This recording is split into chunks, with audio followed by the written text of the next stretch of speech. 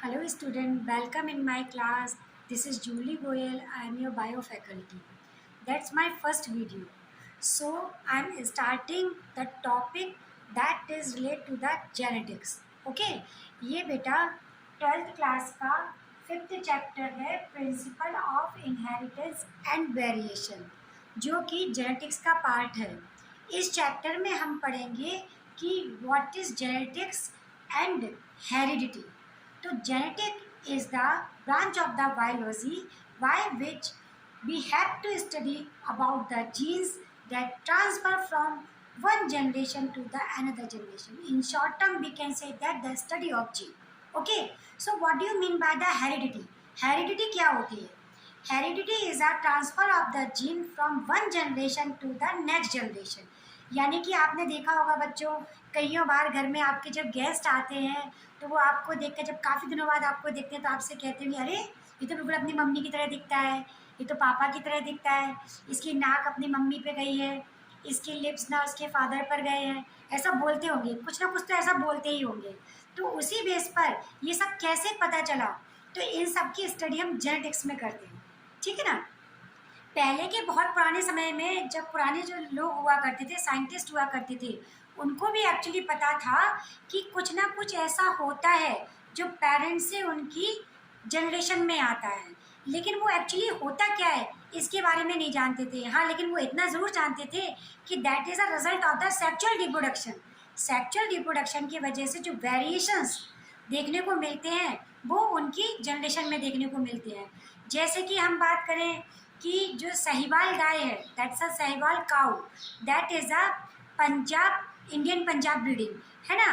तो ये जो ब्रीडिंग है उसमें जो भी उसकी, जैसे इसको हम ऐसे समझ सकते हैं कि कोई एक गाय है, हमारे पास दो वैरायटी की गाय हैं।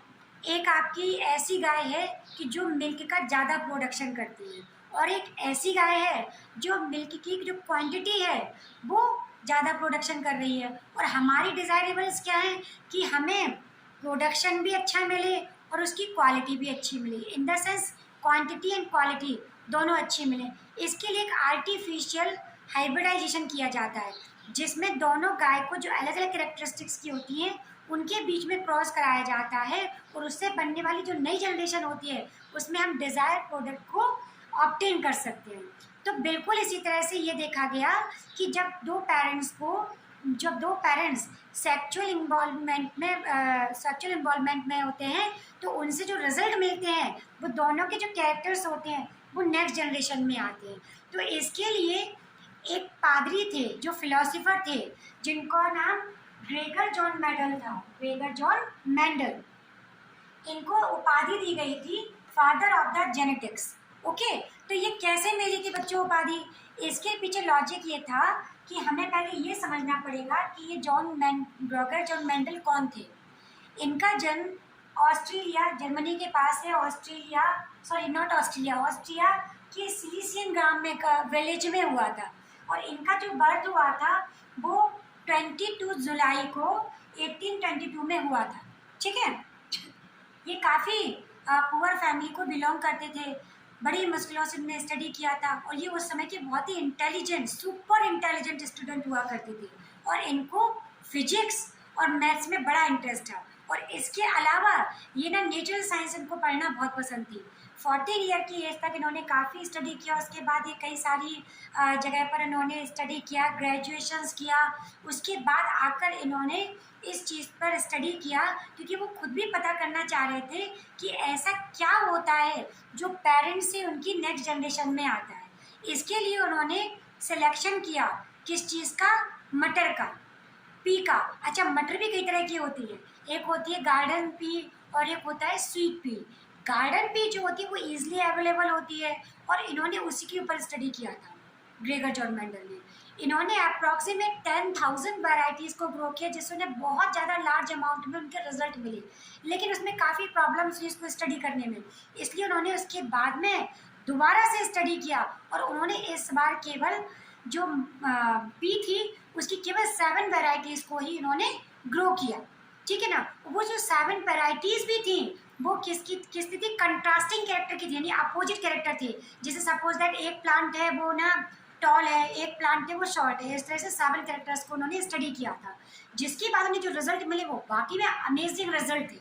उन्होंने उनको स्टडी किया, लेकिन उन्होंने जितने भी रिजल्ट निकाले, उन्होंने अपनी एक बुक थी जिसमें सारे एक्सपेरिमेंट उन्होंने नोट अप किए। वो एक्सपेरिमेंट बुक का नाम था experiment in the plant hybridization. उन्होंने कई सारे रिजल्ट इस पर निकाले, और उन्होंने सबसे बड़ी बात, उन्होंने जो एक्सपेरिमेंट्स निकाले, उनकी जो डिस्कवरी की, सॉरी उसको जो स्टडी किया, उसके जितने भी रिजल्ट थे उनको उन्होंने मैथमेटिकली यूज़ किए, जिसमें स्टैटिक्स का भी यूज़ किया गया। उस समय का बड़ा प्रॉब्लम ये था, क्योंकि वो एक साइंटिस्ट तो थे नहीं, वो सीधे चर्च में एक प्रीस्ट थे।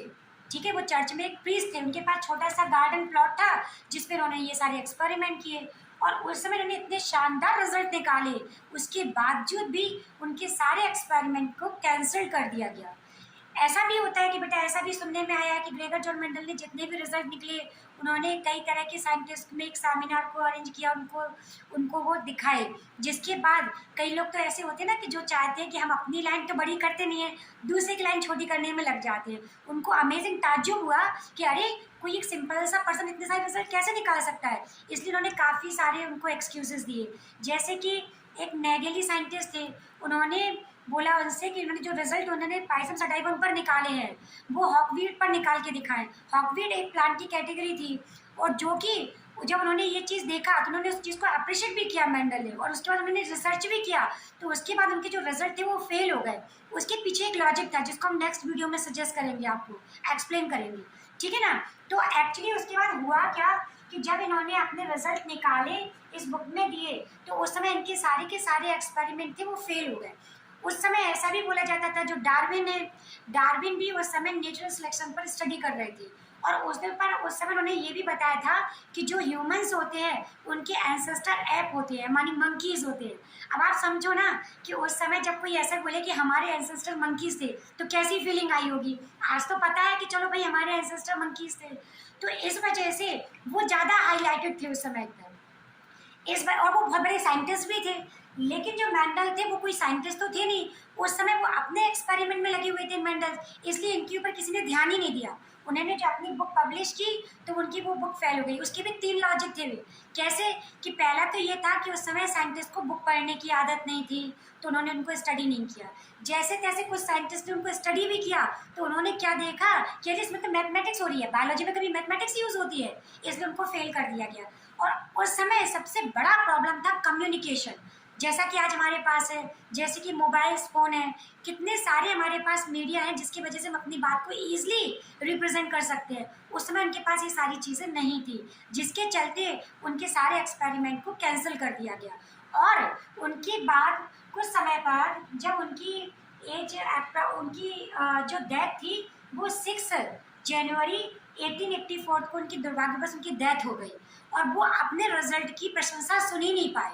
ये उनका सबसे बड़ा बैड लक था। आगे चल के अप्रॉक्सीमेट 16 ईयर्स लेटर जो 3 साइंटिस्ट थे, वो भी इसी चीज़ पर स्टडी कर रहे थे, और जब उन्होंने स्टडी किया तो उन्होंने पहले सोचा कि शायद कोई ऐसा साइंटिस्ट तो नहीं है जिसने कुछ और डिस्कवरीज की हो। तो उनको जब वो उस चीज़ की रिसर्च कर रहे थे तो उन्हें मेंडल्स की ये सारे हाइपोथेसिस मिले। जब उन्होंने उनको स्टडी किया तो वो एकदम से शॉक्ड हो गए कि अरे, जिस चीज़ को हम स्टडी आज कर रहे हैं वो तो कई साल पहले हो ही चुकी है, वो तो कई साल पहले ग्रेट जो पर्सन थे उन्होंने कर दिया है। इसलिए उन्होंने उन्हीं चीज़ की फिर से रीडिस्कवरी की, उसमें 3 साइंटिस्ट सामने आए बेटा इन 1900 में। उनके नाम थे फर्स्ट सेजवार्ट जो कि ऑस्ट्रिया के थे, और दूसरे थे कॉरेंस जो कि जर्मनी के थे, और थर्ड थे ह्यूगो डी व्रील जो हॉलैंड के थे। इन तीनों ने मिलकर उनकी जितनी भी रिसर्च थी उनको रीडिस्कवर किया, जिसकी वजह से उन्हें अमेजिंग रिजल्ट मिले कि जिस पर वो स्टडी अभी कर रहे हैं वो तो पहले ही हो चुकी है। इसी बेस पर जब उनको पब्लिश किया गया, मेंडल्स लॉ ऑफ इनहेरिटेंस के नाम से उनको पब्लिश किया गया, और उनको फादर ऑफ द जेनेटिक्स की उपाधि मिली। गेटिंग माय पॉइंट बेटा? सबको समझ में आया किस तरह से हुआ? तो इस तरह से जो मेंडल थे उनका काफ़ी स्ट्रगल था किया, उन्होंने काफ़ी स्ट्रगल किया, जिसकी वजह से उनको जो नाम मिला, जो रिवॉर्ड्स मिले वो काफ़ी साल बाद मिले। अब इन्होंने जो रिसर्च की उसमें उन्होंने पी को ही क्यों लिया? एक्चुअली उन्होंने पी को क्यों लिया, इसके पीछे भी एक लॉजिक है। उन्होंने जो पी प्लांट लिया था उसका बॉटनिकल नेम था पाइसम सटाइबम, पाइसम सटाइबम, इन्होंने इसको लिया था।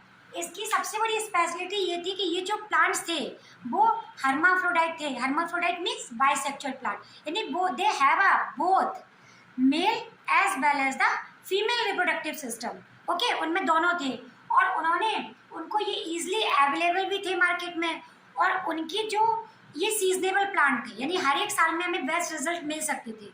और इसके बाद भी उन्होंने 7 कंट्रास्टिंग कैरेक्टर को लिया, जैसे टॉल, शॉर्ट, और फ्लावर की लोकेशन, और shape the pot, shape the seeds, इस तरीके ने सभी एक्सपेरिमेंट किए। 7 एक्सपेरिमेंट कंट्रास्टिंग बेस पर किए। इन सब के बारे में बेटा नेक्स्ट वीडियो में बताएंगे। ये मेरी फर्स्ट वीडियो है। अगर आपको वीडियो पसंद आती है, समझ में आती है, तो प्लीज़ लाइक और सब्सक्राइब जरूर करें बेटा। और इसके अलावा भी जो भी आपके डाउट हो वो आप हमसे शेयर करें। Definitely I will answer in the next video. Okay, so thank you. In next class we have to continue.